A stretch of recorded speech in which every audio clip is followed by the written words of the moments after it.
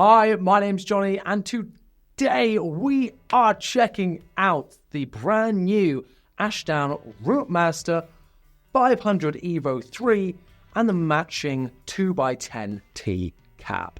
Like you would have seen from the title of this video, this is my new gigging rig. This is what I take to gigs now, paired with either the 210 or the older ABM 410 for those slightly bigger gigs I've got. But we're not here to talk about the old, we're here to talk about the new. So in 2023, myself and my podcast co-host Chris went and visited Ashdown to try out some of their amps and just have a chat on our podcast. I will link up above and down below where you can listen to our bass guitar podcast if that's of use to you. One of the things that we saw whilst we were there was a sneak peek behind the curtain and have a look at the brand new Rootmaster range. Now this range has been around for a little while. Now they are back with style, completely redesigned, beautiful facelift, and some added features in there for the next evolution of this amp range. One thing that I absolutely love about Ashdown is just how beautiful all of their products look, and this is no exception. The classic silver face on this 2x10 cabinet and the nice sleek dark chassis on the head with that classic VU meter on the top there. And you might be thinking, oh wow, so premium, so beautiful, so expensive. Well,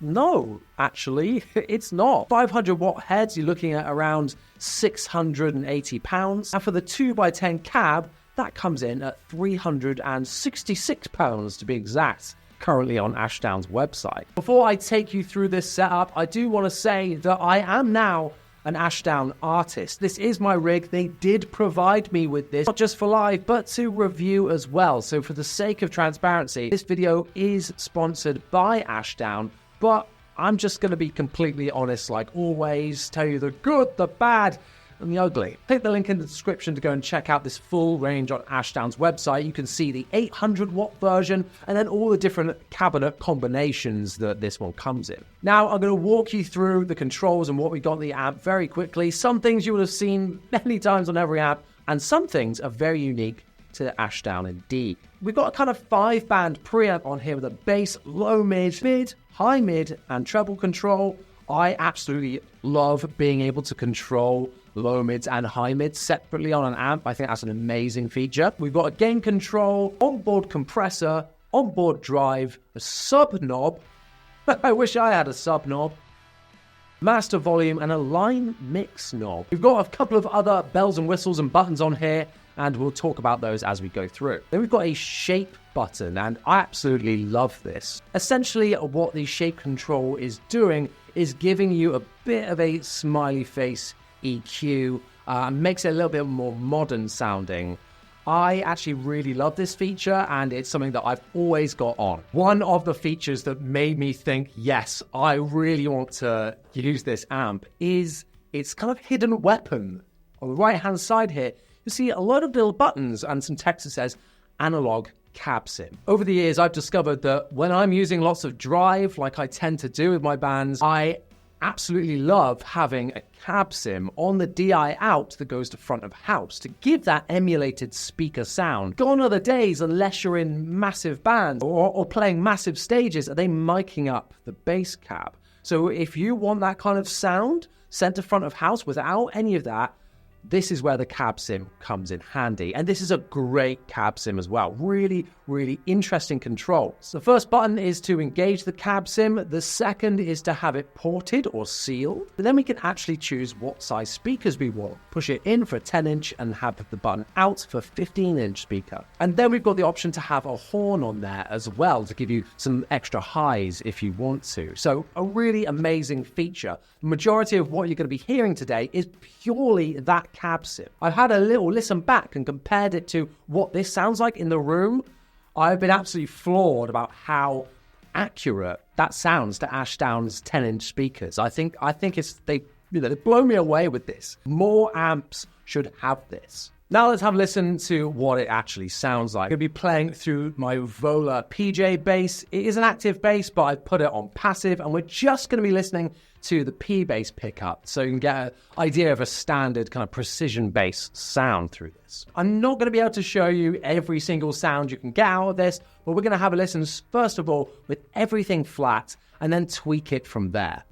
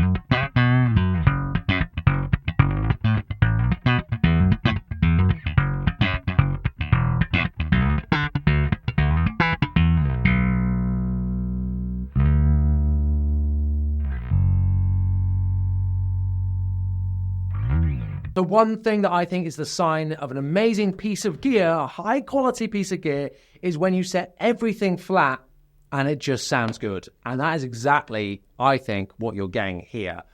Everything is flat and it's solid. Like that sounds great to me.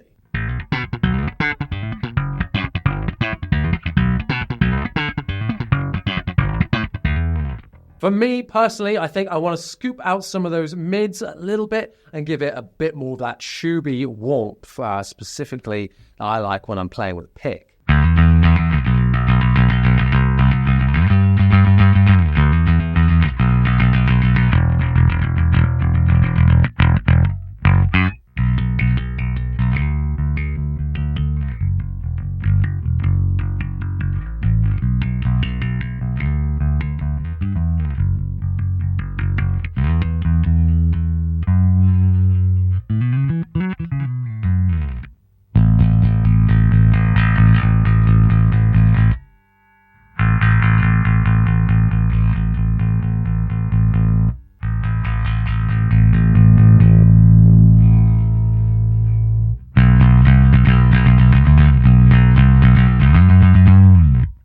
I know that I said I love being able to control the low mid and the high mid, but as I was just going through the frequencies there, my happy place was actually when they were both at 12 o'clock and then taking the mid to about 9 o'clock on there. I absolutely love that I've got loads of room to play with this EQ as well. It sounds great. I've got the bass boosted to about between 1 and 2 o'clock, and then the opposite on the treble where I'm dialing back ever so slightly. It must be said, this has got new strings on it and I play very aggressively, so being able to dial back the treble a little bit and it still sound this, clanky and good and what I look for in a bass tone is fantastic, I think. So loads of flexibility on this EQ already.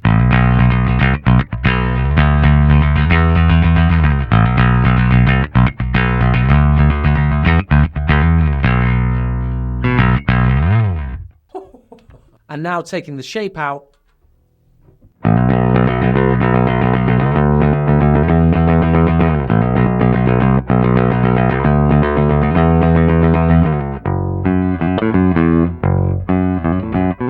You can really hear how much that shape is doing with that sound, making it so much more warm and modern sounding. I'm going to put the EQ back in now so you can just hear it without the shape button.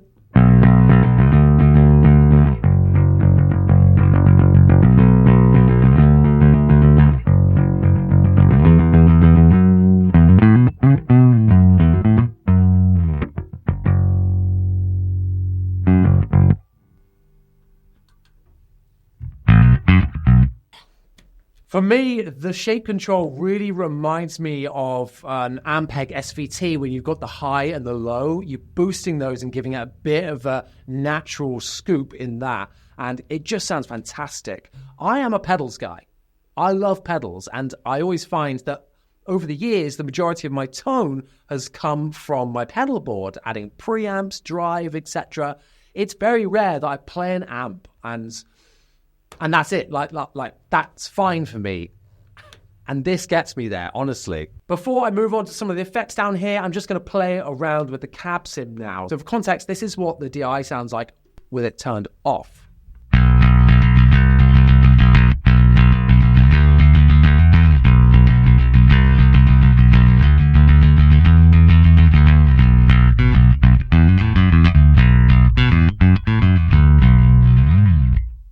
Obviously, I can't hear what that sounds like in the room, so you'll have to let me know what you think of the difference between those in the comments down below. Turning it back on and going over to the 15-inch speaker, this should be a little bit more boomier.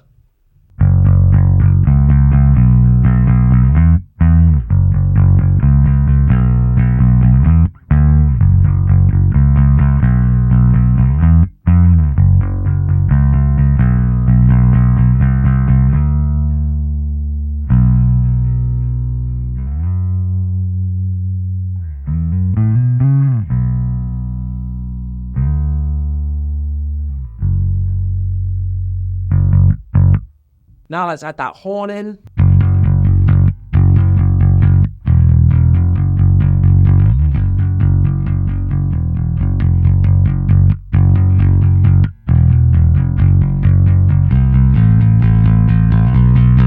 Personally, my favorite sound is the 10-inch speakers with the horn off. Now we've had a listen to the clean preamp, let's take a look at the bottom row of knobs that we've got here, starting off with our compressor. Let's do some slap, because that's always good for compression.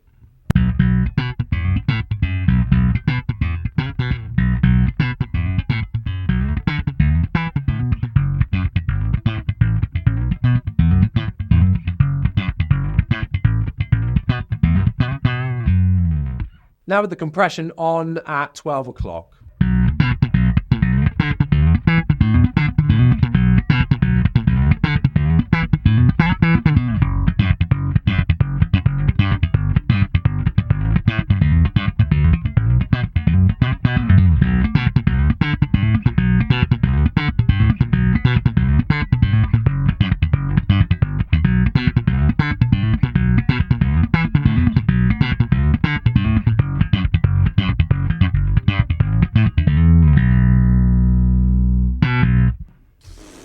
Again, at 12 o'clock, it just works. Like, you can clearly, it is making everything the same volume, and it's not making it too flappy as well.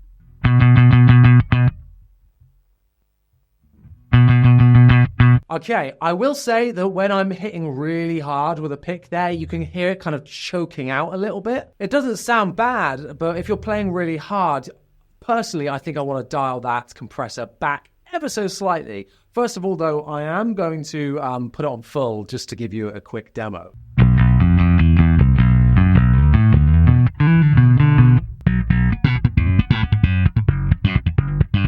Now, traditionally, apart from the triple shot, which we might talk about a little bit later, I haven't been a huge fan of the drives that Ashdown have had built into their amps. But this one, I'm actually pleasantly surprised with.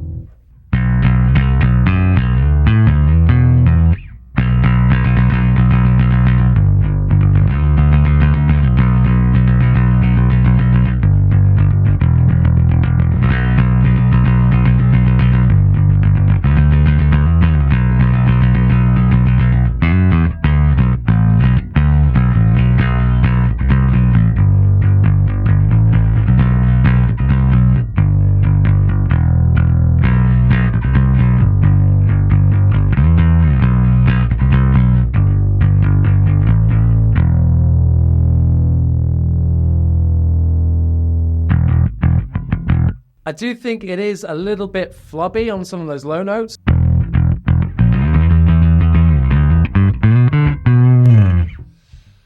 But I tell you what it does do. It really helps in a band mix, add a bit of saturation and grit to help you punch through a little bit more. When I was at band practice, I wasn't loving the sound of that drive until the band started playing, and then it really came into its own. It's one of those things that it's a specific frequency that was cutting through the mix that makes it sound not amazing by itself, but great in the band context. Let's turn it up to 12 o'clock.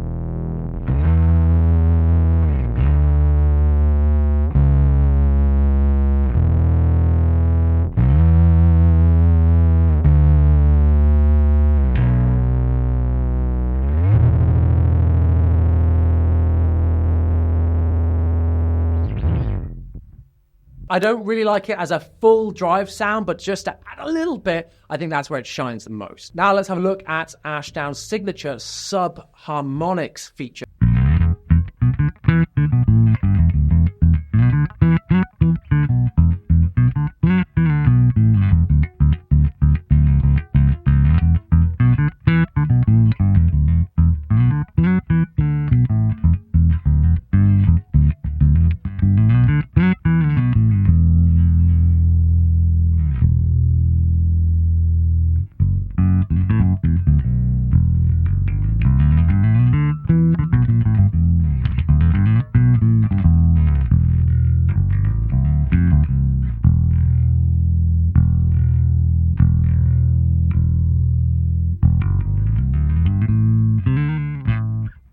I'm not normally a massive octave guy, but this is so nice for just adding a subtle sub underneath to thicken things out.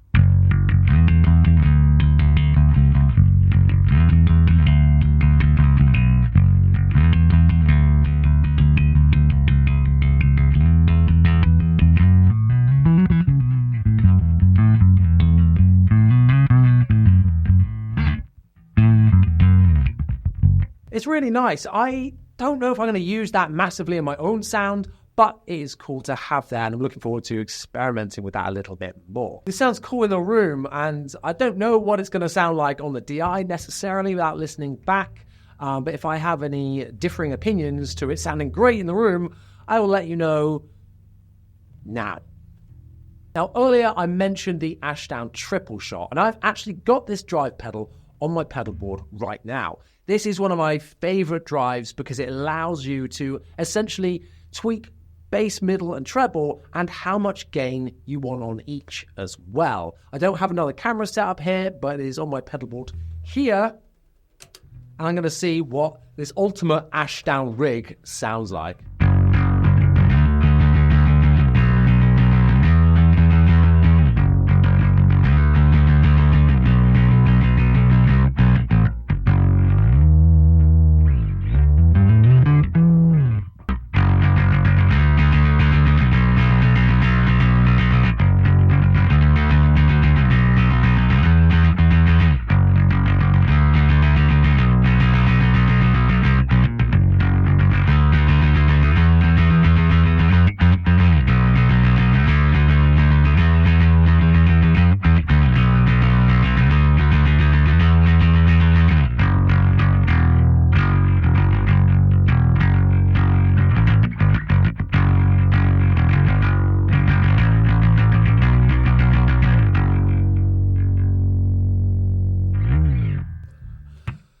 I absolutely love this pedal.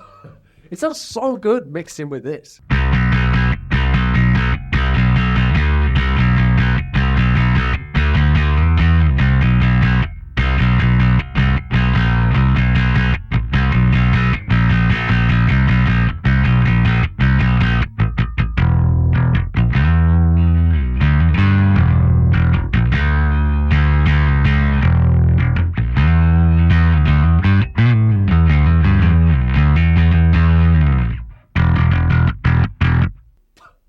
What more could you want? One thing that I absolutely love about this combination is it's giving you that modern drive, but with a vintage twist on it. The fact I'm playing a P-style bass really helps towards that as well.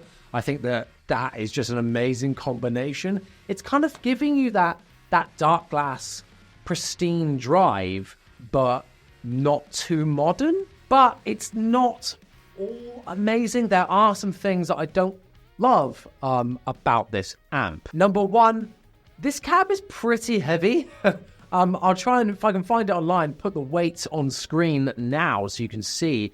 I was expecting this to be super lightweight, one handle, done, but maybe it's just my weak little arms, but I found it to be quite heavy, even when being used to carrying this behemoth underneath it. Number two is that it doesn't come with any kind of case. As you might be able to see, this is currently sat within a rack mount shelf that I have kind of fashioned some rack ears and screwed it to the bottom of this. And that goes into a little soft rack case that I can carry it around in and put it in the back of the van or the car and not be worried about it. I think it's a massive shame that this isn't like super rack mount friendly. I just thought that was a weird thing. If it's going to be this kind of chassis, why wouldn't it have rack ears that can go on it and, you know, rack mount it easy? Or have a case that you can put it in. I don't want to take it around in a cardboard box. I was just packing up when I remembered there's two things, one that I like and one that I don't like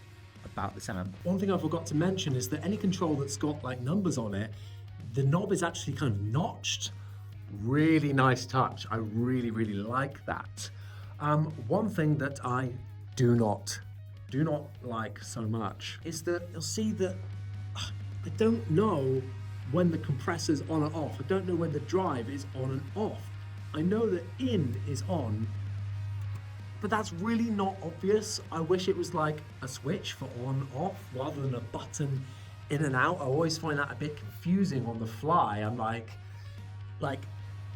here, for instance, like the 10-inch and the 15-inch. Which is which? Like, I don't know. It's only from learning it and getting to know it that I know that, but it is annoying. It's very annoying. Those are some issues that I've kind of solved now. I still do want the 410 version of this, and then I'm going to put some wheels on it so it's easier to transport. But overall, I think the Rootmaster 500 EVO 3 in particular is just an amazing amp that is still super analog focused, but brings in some modern technologies that make it so much easier for a modern gigging bass player who, at the same time, wants to keep things analog and keep things simple. Let me know what you think about this in the comments section down below, and make sure you go and check out the full range on Ashdown's website, etc. Once again, thank you so much for watching. We'll see you next time.